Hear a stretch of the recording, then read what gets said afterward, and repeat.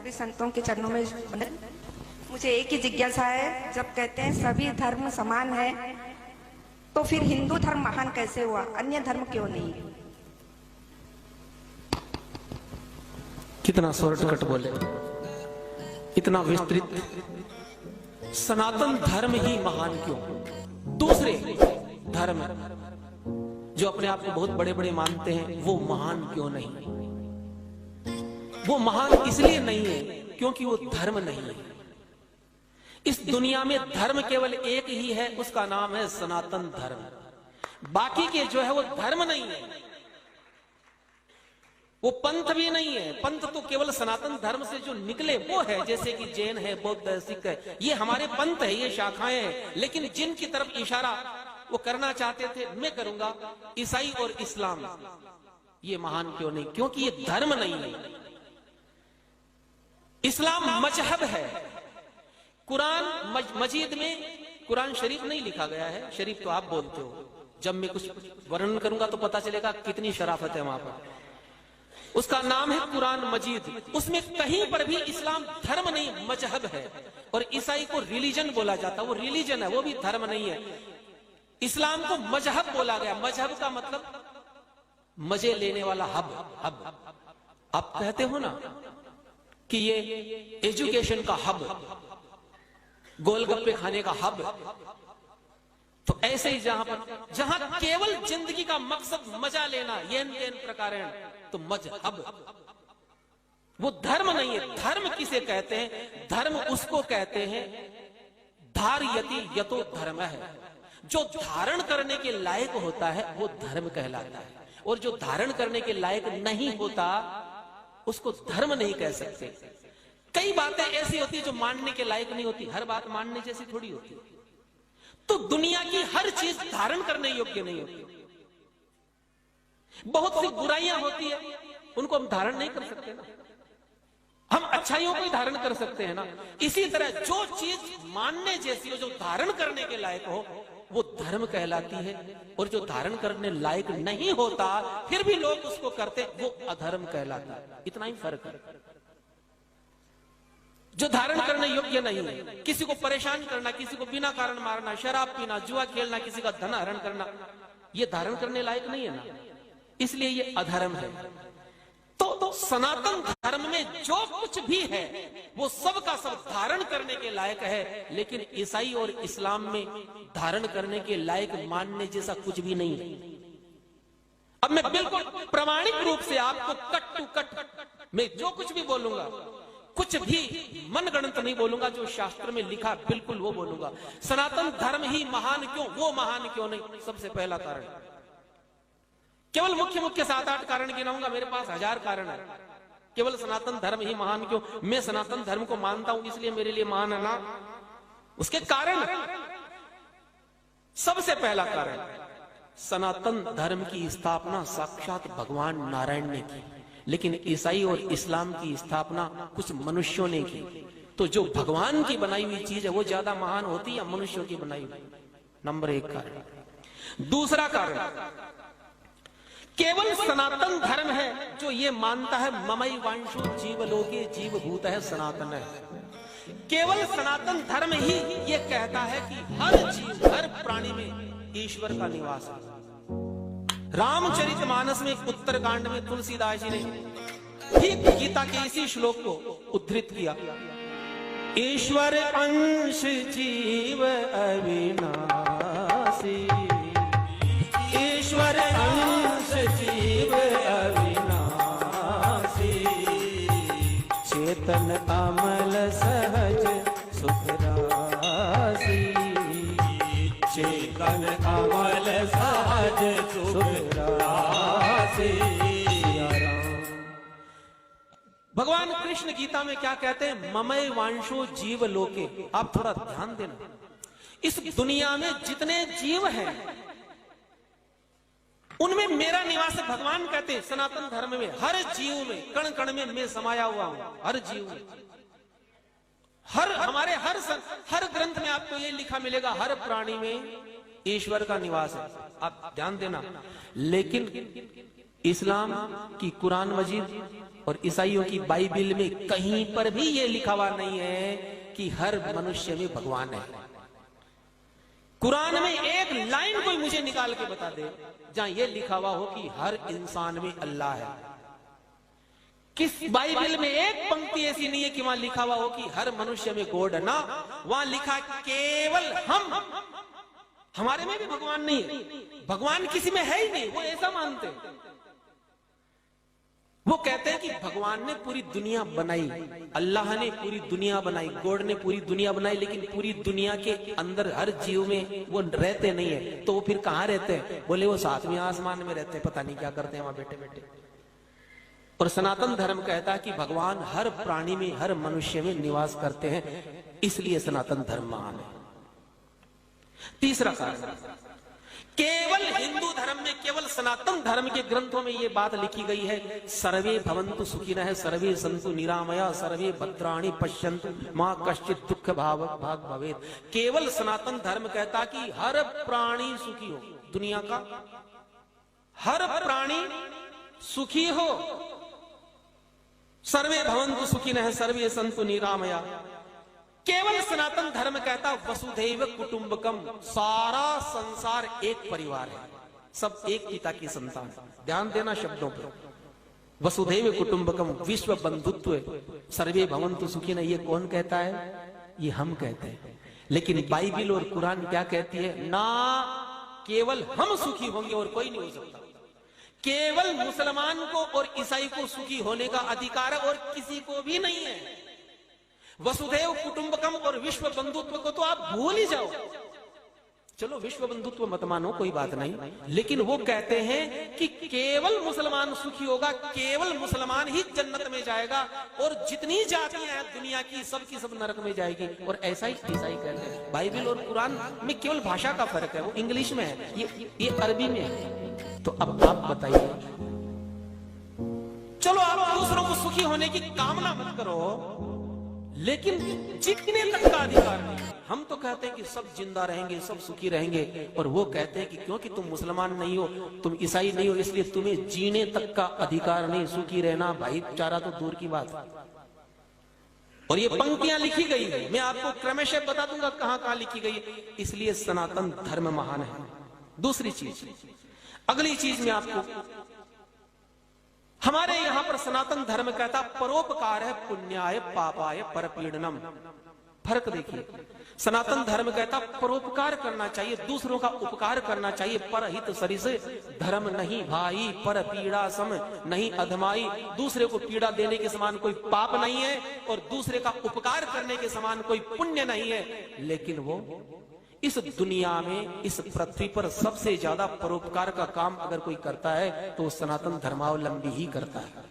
आप लोग गौशालाएं खोलते हो, आप लोग मंदिर बनाते हो, इस दुनिया में सबसे ज्यादा भंडारे हिंदू लोग चलाते हैं, इस दुनिया में सबसे ज्यादा आई कैंप आप लगाते हैं, आप लोग अनाथ आश्रम खोलते हैं, स्कूलें खोलते हैं, और कभी ये नहीं पूछते कि तू किस जाति का है, मैं तेरी सेवा करूं कि नहीं करूं। लेकिन कभी आपने किसी मुसलमान को आई कैंप लगाते देखा, रक्तदान शिविर लगाते देखा? कभी आपने कोई धर्मशाला खोलते देखा? कभी कोई भंडारा लगाते देखा? क्योंकि वहां लिखा गया है, ये मैंने पढ़ा है, वहां परोपकार की कोई कल्पना ही नहीं है। वहां केवल एक ही कल्पना है, केवल मुसलमान का साथ देना।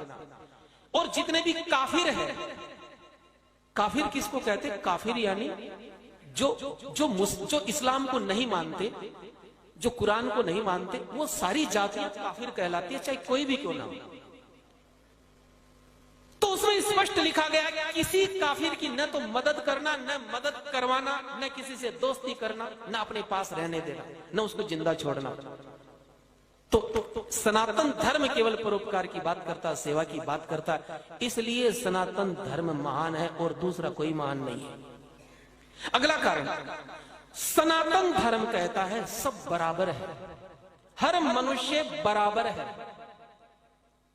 विद्या विनय संपन्ने ब्राह्मणे गवि हस्तिनी सुनी चैव स्वपाके च पंडिताः समदर्शिनः है। ये गीता में भगवान कृष्ण कहते हैं समदर्शी बनो, यानी सब के सब इस दुनिया में कोई ऊंच नीच है ही नहीं, हमको सबको समदर्शी रूप से देखना चाहिए। सीय राममय सब जग जानी, करो प्रणाम जोरी जुग पानी, इस टाइप की लाइन आप बाइबल और कुरान में दूरबीन लेके ढूंढोगे ना तो भी मिलने वाली नहीं है। वहां पर इस प्रकार की कोई अवधारणा नहीं है कि सब समान है ना। वहां लिखा गया है सूरा नंबर 3 की आयत नंबर 110। आप तो कहते हो सब बराबर, सब में सिय राम में सब जग जानी, लेकिन अब वहां क्या कहा गया है? कुरान मजीद की सूरा नंबर 3 की आयत नंबर यानी लाइन नंबर 110 में कहा गया है कि दुनिया में, हे मुसलमानों, दुनिया में जितनी कौमें हैं, जितनी जातियां हैं, उन समस्त जातियों में तुम सबसे श्रेष्ठ हो, तुम सबसे बेहतर हो, तुम्हारे जितना बढ़िया कोई नहीं। तो फिर महान कहां से हो गए? और सनातन धर्म कहता नहीं, सिय राम में सब जग जानी, करो प्रणाम जोर जुग पानी। केवल सनातन धर्म महान है। इसके कितने कारण मैं बताऊं? अब अगली चीज मैं आपको बताता हूं। केवल हिंदू धर्म के ग्रंथों में और उसके स्वभाव में दया है, करुणा है, अहिंसा है। हमारे यहां क्या कहा जाता? अहिंसा परमो धर्म है, जियो और जीने दो। और ये दया, करुणा, अहिंसा, ये आप बाइबल और कुरान में ढूंढने जाओगे ना तो 1000 साल तक नहीं ढूंढ पाओगे। दया शब्द ही नहीं है कहीं। वहां पर लिखा गया है कि हे मोहम्मद, इस दुनिया में जितने भी मैंने पशु पक्षी बनाए हैं, नाम ले लेके गिनाया, और एक जगह नहीं, कई जगह गिनाया है। जितने भी जानवर, 4 पांव वाले जानवर जितने भी मैंने बनाए हैं, केवल तुम्हारे मार करके खा जाने के लिए ही बनाए हैं। और कई जगह बताया समुद्र के जीव मैंने तुम्हारे मार कर खाने के लिए बनाया। मैंने पक्षी विध विध प्रकार के तुम्हारे केवल मार कर खाने के लिए बनाए हैं। केवल एक जानवर को नहीं खाना है, वो है सुअर, उसको छोड़ देना। और दूसरा, जो मरा हुआ जानवर हो पहले से, उसको नहीं खाना। किसी जानवर को खाना है तो पहले उसको मारना है, क्योंकि अगर तुम मरे हुए को खाओगे तो फिर मारना कैसे सीखोगे? फिर निर्दयता आएगी कैसे तुम्हारे अंदर? उसकी प्रैक्टिस कैसे होगी? तो दया, करुणा, अहिंसा जहां है ही नहीं। और बाइबल तो इससे भी आगे, वहां तो लिखा गया है कि तुम बेल को मार करके खिलाओगे तो क्या पुण्य मिलेगा, बछड़े को मारोगे तो क्या मिलेगा। इतना तक लिखा हुआ है कि अगर कोई तुम्हारे ईसाई मत को स्वीकार नहीं करे तो उनके छोटे छोटे बच्चों को मार करके खून पी जाओ, तो डर के मारे अपने आप तुम्हारी बात मान लेंगे। तो जहां कोई अहिंसा नहीं, जहां कोई दया नहीं, जहां कोई करुणा नहीं, तो आप बताइए सनातन धर्म महान है कि नहीं है? कारण है, फंडामेंटल कारण हमारे पास में, कोई मनगढ़ंत बातें नहीं है। दूसरा, अगली चीज, केवल सनातन धर्म ऐसा है जिसमें चरित्र की व्यवस्था है, सदाचार की व्यवस्था है, जहां पर ब्रह्मचर्य सिद्धांत है। लेकिन कुरान में और बाइबल में ब्रह्मचर्य दूरबीन लेके देखोगे ना तो ब्रह्मचर्य मिलेगा ही नहीं। वहां कोई चरित्र नाम की चीज ही नहीं। वहां पर तो अब मैं वो सारे शब्द आपके सामने बोल नहीं सकता। चरित्र, सदाचार, ब्रह्मचर्य तो कहीं शब्द तक नहीं मिलेगा आपको। तो फिर महानता कहां से आ गई? आपने कभी सुना कि मुसलमानों में कोई ब्रह्मचारी पैदा हुआ? हमारे हिंदू धर्म में हनुमान जी, परशुराम जी, भीष्म पितामह, अभी भी ब्रह्मचारियों की कमी नहीं है। हमारे पीछे स्वामी जी विराजमान है। ये देखिए, इतने बड़े पैसे वाले पक्के ब्रह्मचारी, अपनी करोड़ों की प्रॉपर्टी दान कर दी। आज भी हमारे केवल सनातन धर्म में सदाचारी ब्रह्मचारी आपको मिलेंगे। कभी ईसाइयों में कोई ब्रह्मचारी पैदा हुआ? जहां ब्रह्मचर्य सिद्धांत ही नहीं है, जहां कोई सदाचार ही नहीं है, केवल दुराचार, केवल व्यभिचार, और उसको पुण्य मानते हैं वो लोग। इस वजह से सनातन धर्म महान है। अगली बात मैं आपको बताता हूं। सनातन धर्म कहता है मातृवत परदारेषु परद्रव्येषु लोष्टवत आत्मवत सर्वभूतेषु यह पश्यति स पश्यति। और ठीक यही बात तुलसीदास जी ने चौपाई में लिखी, बिल्कुल यही अर्थ निकलेगा। जननी समझानहि पर नारी, धनु परावे बिसते बिसधारी। सिया राम। सनातन धर्म कहता है मातृवत परदारेषु, पराई स्त्री को अपनी माता के रूप में देखना है, पराये धन को जहर समझना, उसको लेने की कोशिश नहीं करनी। सनातन धर्म कहता है जननी सम जानई पर नारी, पर नारी को अपनी मां माने, उसको मां के रूप में देखे। और ये लाइन अगर आप बाइबल में और कुरान मजीद में ढूंढने जाओगे, सारे सेकुलर लोग भी पीछे पड़ जाना तो भी इस टाइप की लाइन नहीं मिलेगी। वहां स्पष्ट लिखा हुआ है केवल जन्म देने वाली स्त्री तुम्हारी मां है, और कोई औरत तुम्हारी मां न तो मां के जैसी है न वो मां हो सकती। बिल्कुल साफ मना कर दिया गया। इसलिए मुसलमान किसी भी औरत से शादी कर लेता, चाहे वो रिश्ते में कुछ भी क्यों ना लगती। वहां ससुर बहू का हलाला कर देता, वहां देवर भाभी को नहीं छोड़ता, वहां बाप बेटी को नहीं छोड़ता। अगर मैं लाइन लगा करके नाम लेना शुरू करूंगा तो बहुत समय हो जाएगा। तो जहां पर परे स्त्री को न बहन माना जाता न मां माना जाता, आप उनको महान मानने की कोई कोशिश कर सकते हैं। अब पराये धन की ये तो चलिए, ये तो हुई इनकी बात। ये तो अपनी औरतों के साथ उनका बर्ताव है। अब दूसरे मतावलंबियों की औरत के साथ क्या बर्ताव करना, स्पष्ट वर्णन है वहां पर। सूरा नंबर 2 की आयत नंबर 223, उसमें लिखा हुआ है कि हे मुसलमानों, औरत क्या है, औरत को किस नजरिए से देखना है। तो वो कहते हैं कि औरत तुम्हारी खेती है। माँ बहन, यत्र नार्यस्तु पूजन्ति रमन्ति तत्र देवता। ऐसी कोई कल्पना आप सोच मत लेना, वहां केवल हिंदू धर्म में है कि जहां स्त्री की पूजा हो, इसलिए वहां पर कोई देवी हुई नहीं आज तक। पैगंबर हुए लेकिन कोई पैगंबरी हुई कभी, जब होने ही नहीं दिया किसी को। वहां स्त्री केवल मैंने क्या कहा, मजहब है। वो कौन सा हब है, वहां होने ही नहीं दिया किसी को। कोई देवी, कोई सती, कोई पतिव्रता ईसाई और मुसलमान में कभी हुई कोई आपने सुना? और आपसे पूछा जाए सनातन धर्म में तो आप सैकड़ों नाम गिना दोगे। हमारे यहाँ आकर तो सोनिया गांधी भी हो गई सती, उसने भी दूसरा विवाह नहीं किया। ये इस भारत भूमि का पुण्य प्रभाव है। मत बजाओ तुम ताली। तो अब सूरा नंबर 50 की आयत नंबर 10 में दूसरे मत की औरतों के लिए क्या लिखा गया आप सुनिए। वहां स्पष्ट लिखा गया है कि काफिर औरत की कभी इज्जत मत करो। अब ध्यान दीजिए, हमारे यहां पर तो आप देखिए शिवाजी महाराज के वहां किसी मुसलमान की लड़की को पकड़ के लाए, ऐसे सम्मान भिजवाया। अमर सिंह अकबर के उस सेनापति की लड़की को ले आया, ऐसे सम्मान भिजवाया।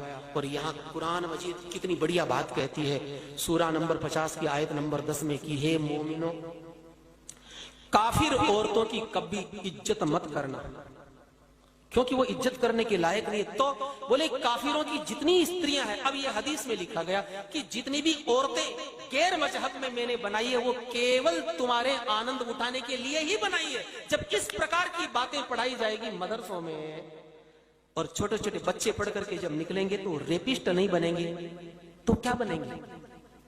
बीमारी की जड़ कहां है? मैं कहता हूं 1000 साल पहले अगर कुरान मजीद को पढ़ लेते हमारे धर्म गुरु और हमें बता देते तो 1000 साल की गुलामी इस देश में होती ही नहीं। क्योंकि आप लोगों ने सबको अपने जैसा समझा। हम ये सोचते हैं कि सब धर्म समान है, हम अपने जैसा सबको समझते हैं। हमारे जैसा दुनिया में कोई नहीं है।